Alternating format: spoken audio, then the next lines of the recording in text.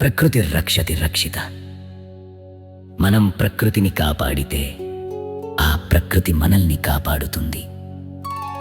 ఈ ఎండల తీవ్రత కేవలం వేసవికాలం వల్ల వచ్చింది కాదు.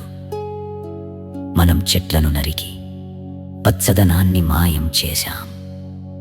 మనం చేసిన వికృత పనికి ప్రకృతి ఇస్తున్న హెచ్చరిక ఇది.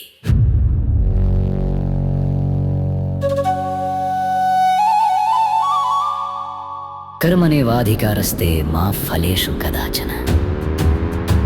కర్మ మన చేతుల్లోనే ఉంది. మనం ప్లాస్టిక్ వాడకంతో భూమిని ఉక్కిరి బిక్కిరి చేసి ప్రకృతి సమతుల్యతను దెబ్బతీశాం. మనం చేసిన ప్రతి తప్పుకు ఒక ప్రతిఫలం ఉంటుంది. మానవ జీవన విధానాన్ని ప్రకృతి ప్రశ్నిస్తుంది.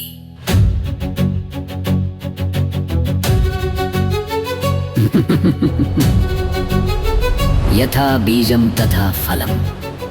మనం ఎలాంటి విత్తనాన్ని నాటుతామో అలాంటి పంటనే కోస్తాం. మనం భూమిని వేడితో నింపాము.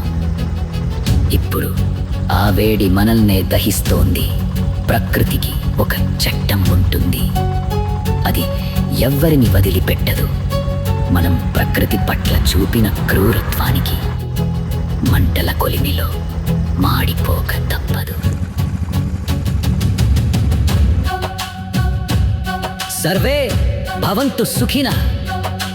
అందరూ సుఖంగా ఉండాలి. ఇది కేవలం మనుషుల కోసమే కాదు, సమస్త జీవకోటి కోసం.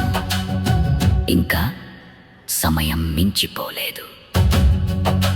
ప్రకృతిని ప్రేమిద్దాం, మొక్కలు నాటుదాం, భావితరాన్ని కాపాడుకుందాం.